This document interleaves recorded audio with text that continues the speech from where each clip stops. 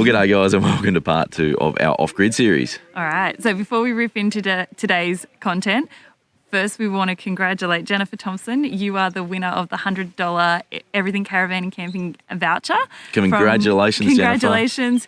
If you could just send us an email, simon@lifestylepioneers.com. Yep, and I've also replied to your comment on the YouTube video that we did last for the off-grid series, so you should get a notification for that as well. But yeah, get in touch and we'll let you know how you can claim that $100 voucher. We've also got another $100 voucher to give away in this video, so stick around till the end and we'll let you know how you can win that.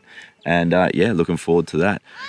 Blown away by the response we got from the water video as well, our first one in the off-grid series. You guys were loving that content, which is really great to see. We're stoked, and some really good shares as well in the comments. You guys really got involved, exactly what we were hoping for in the comments there, and shared a lot of your tips and feedback as well, which we really appreciate. Yeah, so if you haven't watched the water video, go after this video, go back, watch it and read through the comments too, because as we said earlier, everyone travels differently and everyone's got different ideas. Yep. And there's just a wealth of knowledge out there in the travelling community, and we're all more than happy to share. So read those comments, give yourself some extra tips on how to save water. All right, should we rip in? Well, hang on, before I get into that. So, yeah, a couple of the top tips that came through in the comments, things that we didn't mention. A few people did ask about grey water. We are going to cover that in our waste section. We're going to have a whole video about waste, or a whole section in a video about waste and managing waste, including your grey water. So stick around. Later in the series, we will be covering that. A lot of people sharing their tips about saving water when they have a shower, catching the cold water before the water gets hot and using that for other things. Dry shampoo for the win. Oh my gosh, it's the best thing since canned beer. Yeah. So there was a few really good tips in there. So if you do want a few extra tips, as Liz said, go back to that video, jump in the comments there and have a bit of a look. And do the same thing in this video, please. Leave us a comment. Let us know if there's anything you think we miss in this one. We're going to be covering off-grid power systems in this one. How to specify an off-grid power system that suits your needs, not what a salesman tells you need, or not just as simple as grabbing the biggest battery bank that you can and hoping that it lasts while you're traveling off-grid.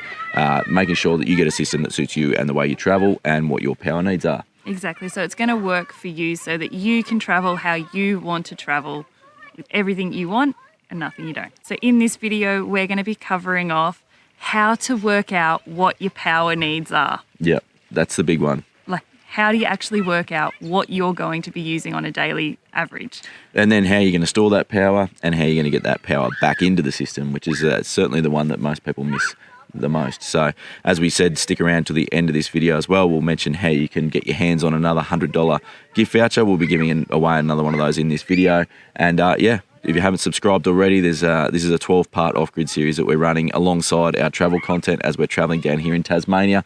We're currently parked up at Ted's Beach on Lake Pedder, which is an absolutely stunning spot in the southwest Tassie wilderness. And yeah, you're going to have to put this one on your list, but you'll have to wait for an upcoming video to find out more about that one. The next video in the off-grid series is going to be a case study, basically. So taking everything that we talk about in this video coming up, about how to spec your system, how we applied that to spec the system that's in our off-grid caravan, and then how that's actually working out for us, the things that we've done that are working well, the things that we would probably change if we were doing it again, how much power we actually use, all of those sorts of things in a real-world scenario, putting the theory into practice. But before we get to that, in this video, we're going to be going through basically all that theory, how to spec the system that's going to suit you and making sure that you get a system that's going to allow you to travel the way you want to travel. Yeah. Let's get into it. Before we really kick in, let's just go through a bit of our background. So we started camping in swags. Yep. Then we went to a rooftop tent. Yep. Then in a homemade camper trailer a homemade camper on the back of the ute in a rooftop, yeah, and then the camper trailer. Then we upgraded up to a camper trailer, and now we're in a caravan. So we've been through a bit of a journey with our setup and our system, and our needs have evolved over time, and how long we've been travelling and how long we get to go away for. So originally we just went off for like weekends and a couple of weeks at a time. Now we're obviously full-time off-grid. Now, we're not by any means electrical experts. No. But I would say that you are. Well, it's information that I've learned and gathered over years of research experience. As Liz said, that we've been camping and travelling off grid for a long time, 2 years full time, but before that as well, and also just from talking to other travellers, talking to different experts within the field. So it's a whole range of places that I've gathered this information. I've got no qualifications or background in electrical, so I'm not going to try and get into too many of the nitty gritties like that. This is really just conceptual stuff to help you get your head around how power systems operate and how you can make sure you get a system that suits you. When we're talking about off-grid power systems, I really think about the system being broken down into 3 different components. We've obviously got the batteries, or what is the storage component of the system. There's the regeneration component, which is how you're going to get those batteries recharged and get power back into the system. And then obviously at the other end is your usage and how you're going to be using the power, what your power needs are going to be. The biggest mistake I think we see a lot of people making with battery systems, particularly when they start talking about big off-grid systems, is that they start with battery storage. How much can I store? How big of batteries can I get? I think that's a big mistake. I think that's where you end up either over-specifying or under-specifying your system and not really getting a system that's suitable for your needs. It's much more important, I think, to figure out what your needs are going to be and then specify a system around that, because as we see a lot of people do, they get a huge big battery system. Either they don't need it because they don't have the power needs that system can deliver, or they don't specify the regeneration to be adequate for that battery system, because a big battery system's all well and good, but the most important thing, if you talk to any traveller who's spent a long time travelling off-grid, is how you're going to get that power back into that system. So the first job is really just making a list of all the appliances and devices and everything that you're going to want to be able to run off-grid. Yeah, so think about things like your fridge, your lights, any fans that you want to have, maybe iPad chargers, laptop chargers, cooking devices that you want, like induction plates, anything you want.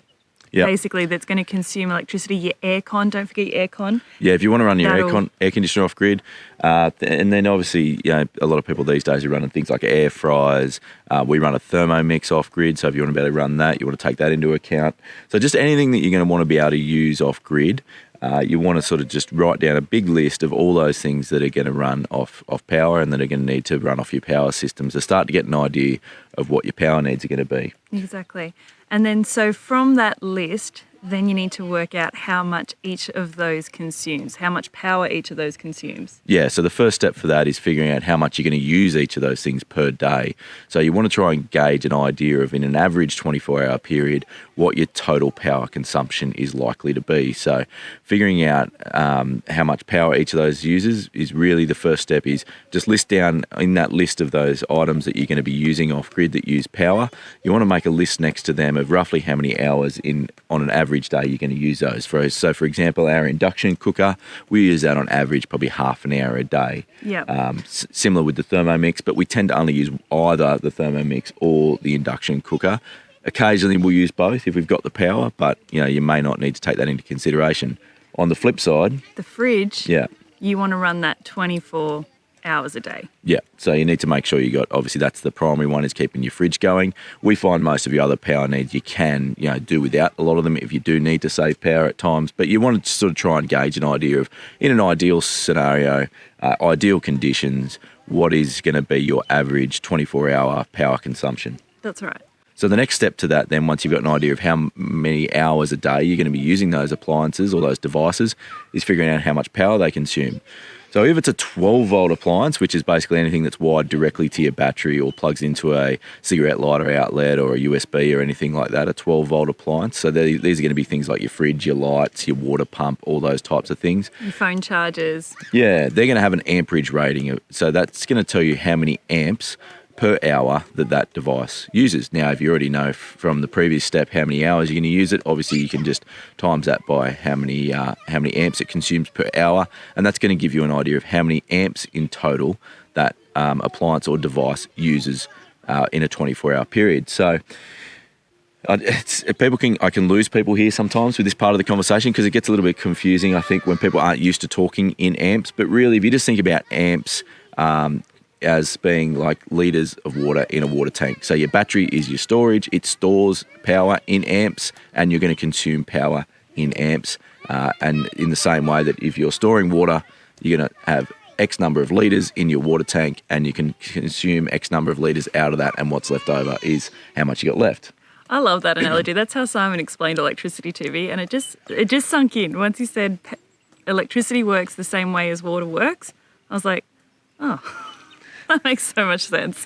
So it really is as simple as that. It does get a little bit more complicated when you start looking at your 240 volt appliances. So a 240 volt appliance is going to be basically anything that plugs into a household power point. And things like a Caravan air conditioner and things like that, if you're running those, will likely run off 240 volt. If you've got a washing machine in your Caravan, that'll probably run off 240 volt. But most of those appliances, or in fact, in my experience, all of those appliances, their power usage is going to be measured in watts. What's a watt? Watt is a watt, yeah. Well, to convert watts into amps, it's as simple as dividing it by the voltage that you're going to be running it at. So in our circumstance, we're storing our power in our battery in 12 volt, and we want to understand it in amps. So it's really as simple as taking the wattage of the device or appliance and dividing that by 12 to put it into 12 volt, and the number you get will be the number of amps it consumes. For example, a 1200 watt appliance at 12 volts, so 1200 watt divided by 12, 100 amps. So that's your 100 amps per hour. Per hour. That device is going to use. So if you're only using it for half an hour, obviously it's half of that. So from there, you can sort of go through then all your 240 volt appliances that you've written down, find out what their wattage rating is, and divide that by 12 to get it into amps, and then times that by however many hours a day you're going to be using that appliance. All right, Liz, question. Where would I find the watts and amps rating on the appliance? Yeah, so unfortunately it's not as simple as just it's in the same place on every device. Generally a kitchen or a household appliance, or even things like hair dryers and things like that, anything you plug into the wall, there'll often be sorry, you're going to have to excuse my croaky voice. What have you done? You're eating a frog. Yeah, got the croaks going on. Might need to get a drink of water. Yeah, so unfortunately that's not as simple as just it's in the same place on every device. Generally, kitchen appliances and things like that will have a sticker or a plate on the bottom of them or the back of them. So if you look underneath or spin it around. Googling is often a good one. Google if you can find the part number on that sticker, but it doesn't give you the wattage rating, Google that part number and you should be able to find how many watts it consumes. Things like your air conditioner or your washing machine in a Caravan, you might have to go again and do some Googling and find the specifications for that online and find out what the wattage rating is. Sometimes for things like washing machines and stuff, the good manufacturers will give you an idea of how many watts or watt hours they consume for a cycle. So a watt hour, don't get confused by that. It's just how many watts per hour it uses. And again, if we want to get an idea of how many amps per hour it uses, I'm going to divide it by 12 for us. Divide it by the voltage. That's it. So divide it by that 12 volt, which is what we're storing in our batteries, and that'll give you how many amps then per hour it uses. You don't need to get too complicated. All right, so let's sum up. So to work out your power needs, what you need to do first is work out what you're going to be using. Write a list of absolutely everything that you can think of that you would want to be running, and then how long you're going to be running that device for. And then next to that, another column that would have what that device's power usage is converted into amps. All right, so that's step one. And then you're going to get a total. So then at the end of all that, you're going to add all those numbers together. How many amps per day you're estimating that you're going to use those devices for, and that's going to give you your total amp use per day. And we're going to use that in the next step to then figure out what our replenishment needs are going to be to make sure we're getting that back. Because if we're not getting at least what we're using back every day, you're going to get into trouble. Well, you're going to get a debt. So you're going to be gradually going backwards each day in that you're not going to be getting your battery back to 100% each day. So you're gradually going to be going backwards, and it's going to restrict how long you can spend off grid. That might not be an issue for you depending on how you travel, and we'll get into that in the next section. To work out our replenishment requirements, once we've worked out what our average usage is going to be, it's really important to sit out and have a think about how you're going to travel, where you're going to travel, when you're going to travel, and how long you want to be off-grid self-sufficient for. Because all these are going to determine what your replenishment requirements are going to be and what the most suitable replenishment option is going to be for you. Now, if you're going to be traveling in the tropics, for example, in the dry season, it's more than likely there's going to be plenty of sunshine. So solar may be a really good option. In the same way, if you're planning to spend extended periods at camp and be off-grid for long periods of time without driving your vehicle, then your alternator charge is going to be far less useful to you than someone who drives their car every day or every couple of days. Then their alternator charge is going to be far more important to them. In the same way, if you're the sort of person who wants to just travel for 3 or 4 days at a time off-grid, in between stopping off at caravan parks, or if you're just a weekend camper that's only spending a few days off-grid at a time, that's really going to start to determine what your replenishment requirements are and what the best replenishment option is for you.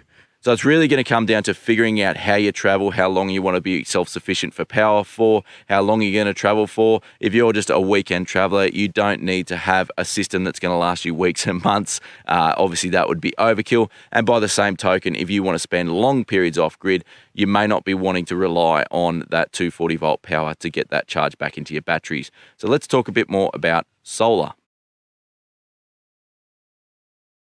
Alrighty, so when it comes to solar, there's really 2 main options you got. Fixed panels, like the ones on the roof of our caravan behind me, and portable panels like the one over here. Now, like most things, there's pros and cons to both. Fixed panels obviously had the advantage that they're there permanently and working all the time. So if you do have roof space on your setup, it is probably worth considering having some sort of fixed panel on the roof. But then portable obviously has the advantage that it's portable and you can move it out into the sun. The thing with having the panels permanently fixed to the roof of your setup is that you generally want to park in the shade to keep your setup cool in the summertime in particular, but then you also want to be parked in the sun to get maximum solar into your system. So there are pros and cons to both, like I said. A combination is probably not a bad way to go, but the downside to portable is it's something extra to carry. You do need somewhere to store it, and you do have to get it out and pack it away each time you move camp or each time you need to use it. The panels we've got up on here are known as glass panels. They tend to be the most efficient. You can also get flexi panels that are a bit lighter weight and can stick down onto the roof, but they don't tend to be as efficient.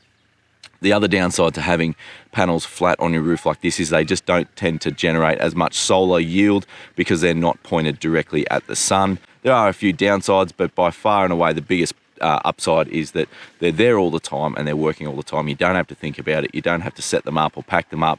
They just stay there and do their job. Most of your solar panels, or in fact all the solar panels that you come across, are likely to be rated in watts. So again, to convert that into how many amps they're going to be putting into your battery system, it's really as simple as dividing it by the voltage that system is. So in our case, or in most cases, that's going to be a 12 volt system, like we said. So you're going to be dividing the wattage rating of that panel by 12, and that will give you the maximum amps that panel is able to produce. I say maximum because it's very unlikely that you will ever see the maximum amperage or maximum wattage coming out of your solar panel. It's just a fact of solar generation is that they're never 100% efficient. And as I said earlier, laying flat on the roof, they're never going to get 100% yield either. In our experience, we find that panels sitting flat on the roof like this will only generate about 60 to 70% of their maximum rating in most conditions. Now, again, as I said before, it's going to depend on where you travel. Down south, you're going to generally get longer days, but you will also get lower yield from your solar because the sun is lower in the sky. Up north, you will get better solar yield in general because of that sun angle is higher in the sky, so the flat panels will generate more yield. Now, as I said as well, one of the advantages to portable panels is that you can point them or direct them towards the sun. You can move them throughout the day. You can avoid any shade and things like that. So you will tend to find you'll get better generation out of those panels. But the downside, as I said as well, is that you do have to set them up, pack them up, move them around. So there's a few pros and cons there to consider. Again, there are a couple of different technologies when you're looking at portable panels. Generally the most cost effective or the cheapest ones are the glass panels, similar to these ones on the roof that fold up. They're the ones that have been around for years. Downside to them is they're quite bulky and can be quite heavy as well. The newer ones are these blankets and portable panels that are made from a different material, and they generate power in slightly different ways. I'm not going to get into the full details of how solar panels generate power. I'm by no means an expert, but it is worth doing some research and figuring out what you think is the best solar for your needs and the way you want to travel, because yeah, there is a few different options out there. So now we've figured out how we're going to replenish our batteries, either through solar, through that 12-volt alternator charge, or from a generator and 240 volt. We need to be able to get that power back into our batteries. So that is where we're going to need to look at our battery charging options. So let's jump down inside and we'll take a look at the battery chargers. Would you like to add something? Fancy seeing you here. No, I just wanted to come up and say hi. I missed you. Is it coffee time? Just wanted to pop in. I just wanted to pop in and remind you it's coffee time. Did Simon tell you that this is his favourite thing to do on a Sunday, is clean the solar panels? So after he finishes filming this, that's what he's going to be doing, because it improves your solar yield. He gets out there, shines them all up, and then goes down and checks the system to see how many extra watts coming in. Did I get that right? Watts? Amps. Damn it. Well, either. You can measure it in either. All right, let's get in and have a look at the chargers that we use to get all that power into our batteries. Ugh, it's a little. We might just clean. I was going to clean it before you showed everyone.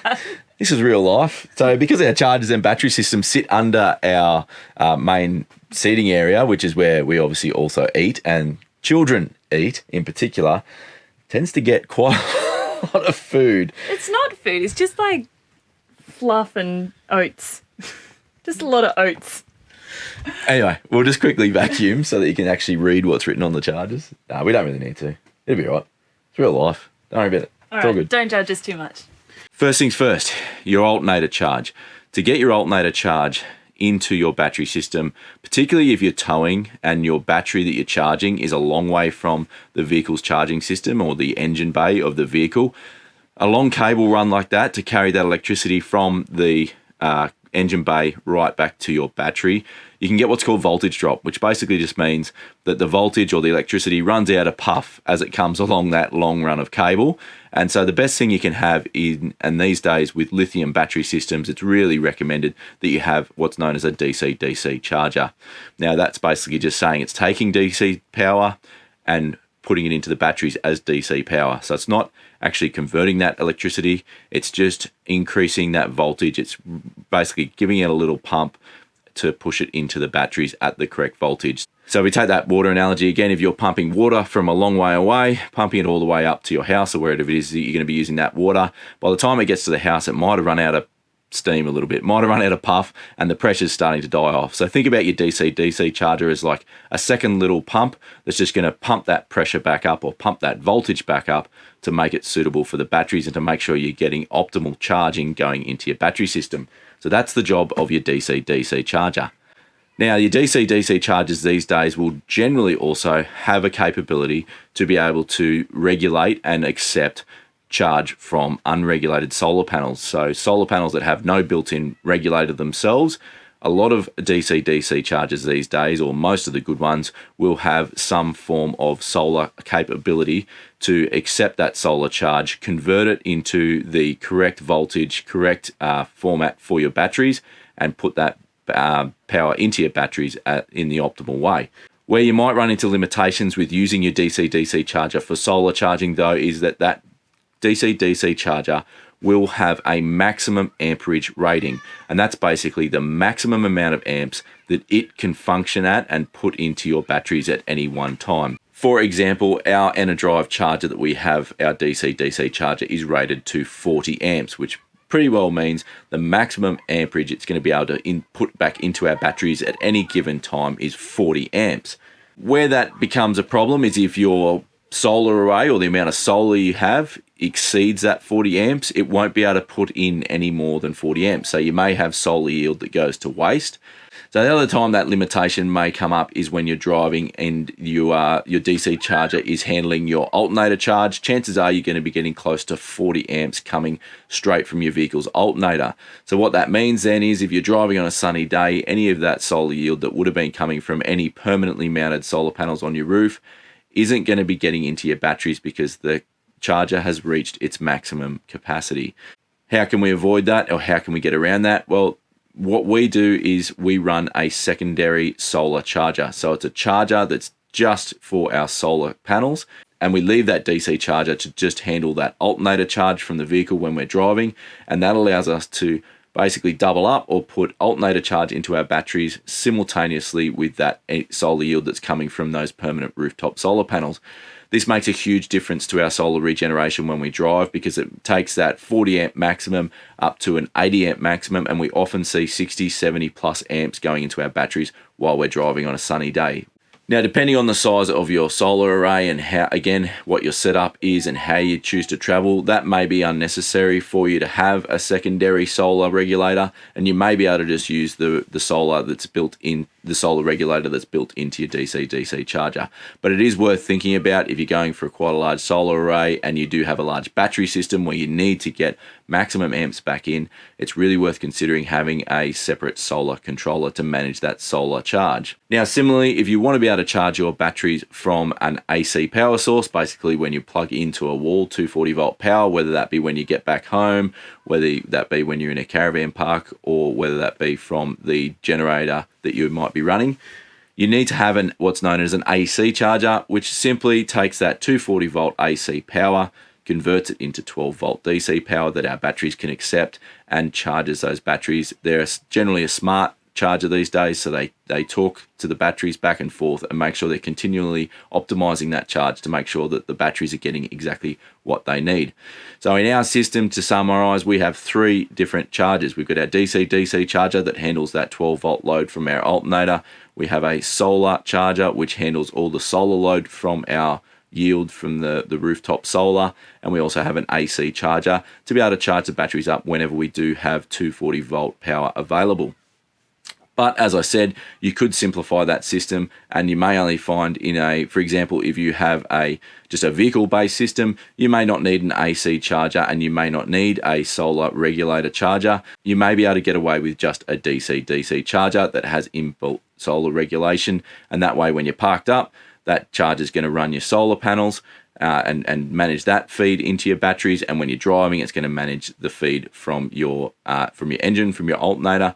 And if you've only got, for example, you figured out you only really need a 100 amp battery system, that may be more than enough charge for your system, and you may not need those other chargers. So this is where it's really worth having spent that time figuring out how you're going to travel and how long you want to be self-sufficient for and stay off grid, to work out what charging system you need to make sure that whatever replenishment option you've chosen is optimized to get as much power as possible into those batteries when you need it, especially when you start looking at larger battery banks. Every amp does count when you're trying to get that power back into your system. Okay, so when it comes to AC and DC power, again, don't get too confused by all this and don't try and overthink it. It really just means that it's just the different way that power is delivered. What we need to remember is that our batteries store power in DC or direct current. All of your car systems in your vehicle and the power that it generates is DC. Your compressor fridges and all of your lights, pumps, all that sort of thing, anything that's plugged into that 12 volt socket or that's wired directly to your battery is a DC load. AC power is what you're used to around your home, so it's the higher voltage stuff like your 240 volt power outlets, your air conditioner in your Caravan.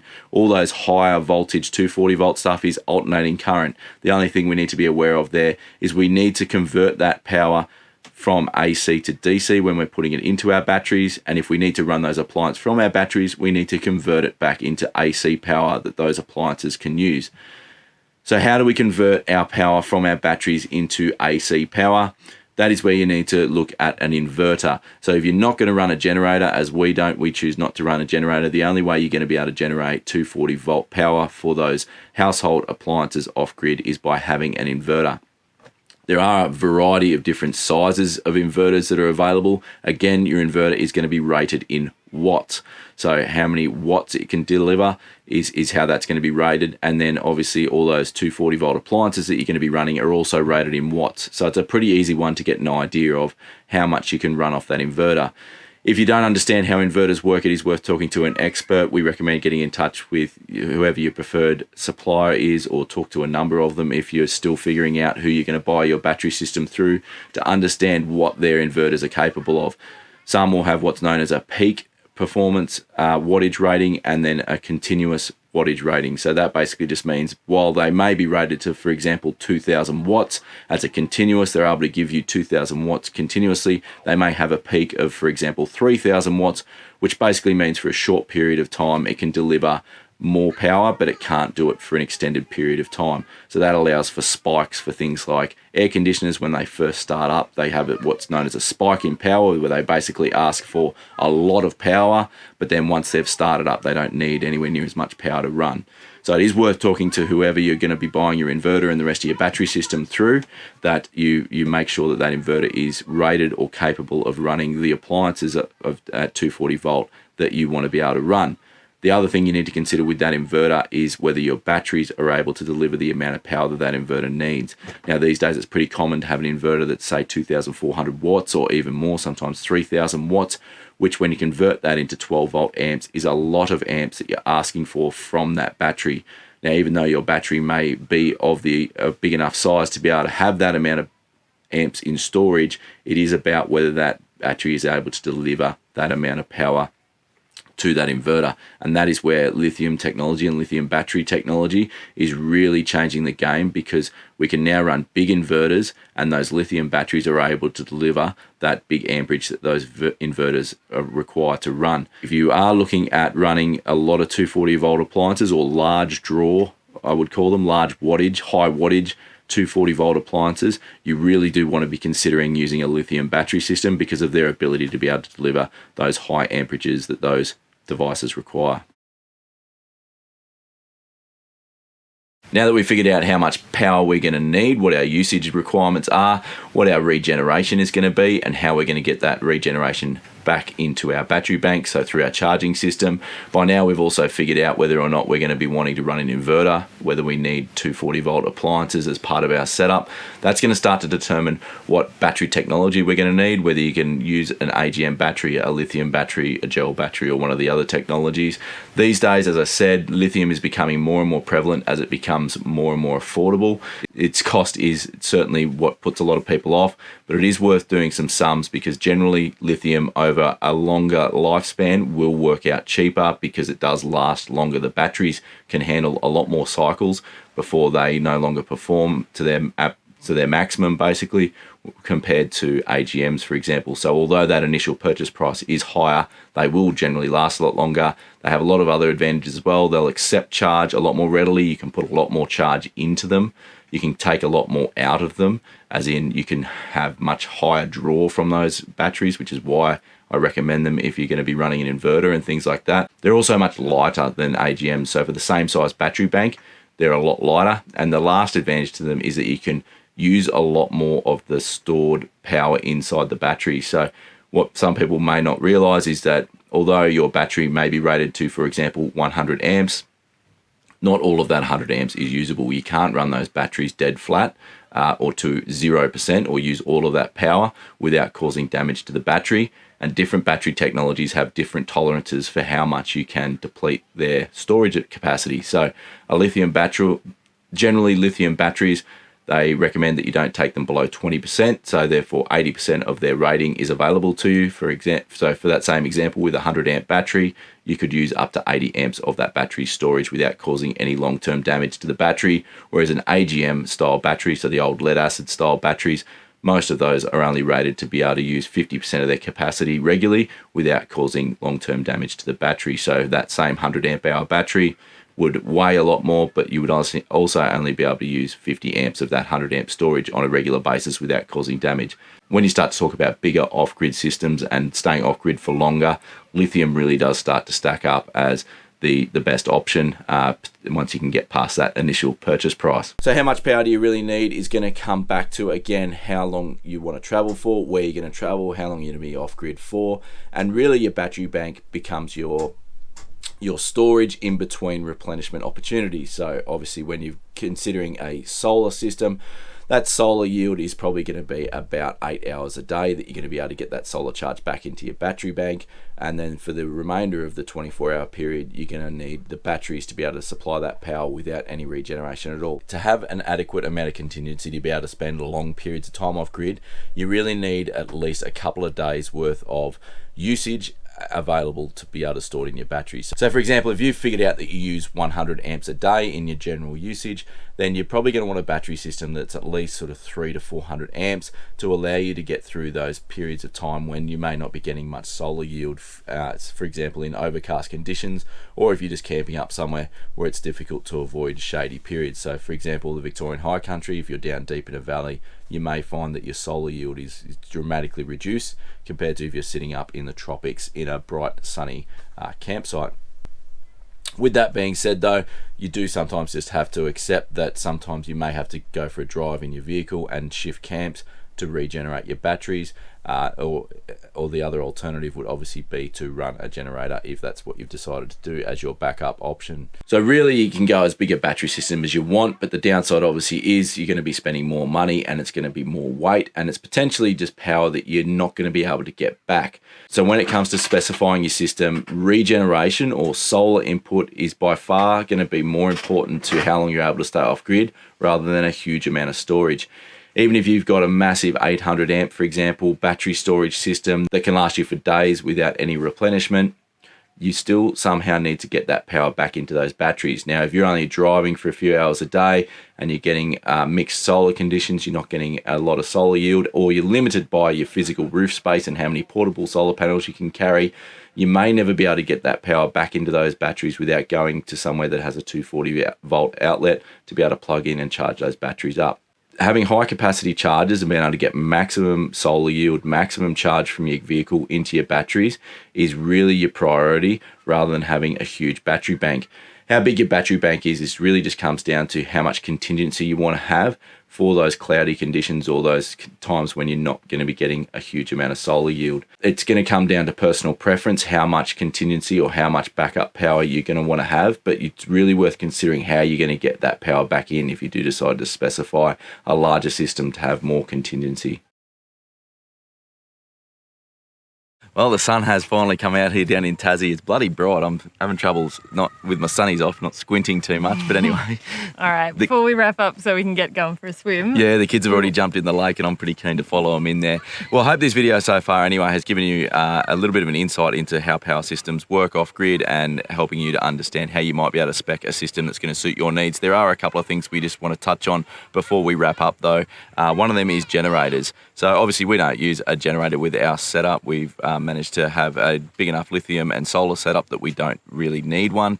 There are some pros and cons like anything to generators. The pros are it's a relatively cost-effective solution for getting power. You can run them no matter what the weather is. And if, of course, generator means that you can have that 240 AC power whenever you like without the need of an inverter as well. So there are definitely some pros there. Can you think of any other pros? No, I hate them. The biggest downside is the noise. Yeah. They're also pretty heavy, they're smelly, and you've got to carry fuel for them. So it's just an extra fuel source that you'd have to carry. Most of us don't carry unleaded when we're traveling, so it means you've got to carry unleaded fuel to carry a generator. And there are a lot of campgrounds these days that you can't use them, or there's really limited hours you can use them. Even in free camps where you can use them, you've got to be considerate of your neighbours, I guess, as what hours you run them. You generally can't run them apart from daylight hours. You can't run them overnight, so they're only generating power at the same time that you would be generating power from your solar array anyway. These days solar's becoming pretty affordable, so we don't really see the need for them anymore in an off-grid system. I think they've sort of had their heyday. Yeah, I can understand. If you've got one, you've already purchased it. Yeah. You're just using what you've got. Yeah. The other thing we haven't really touched on is a lot of what we've been talking about is sort of more based around permanent installations or fixed systems, I guess, for off-grid systems. Portable off-grid power systems are becoming more and more viable. The technology is becoming more advanced, isn't it? Yeah, it's catching up. We've recently been testing out this little one behind us here. This is a little Blue Eddy power pack. So these all-in-one power packs that have charging ability and good output as well as battery storage built all into one little unit are really becoming more and more common, and there's some really interesting systems out there. So we're going to be doing a review of this one in an upcoming video. We're not going to go into that here, but we will touch on portable systems and who they might suit and whether that's something you might want to consider depending on how you camp, how often you travel, things like that. We found this one to be really, really handy, and we'll touch on that in the review as to how it's sort of fitted into to our system, even though we've got the big off-grid system in the Caravan.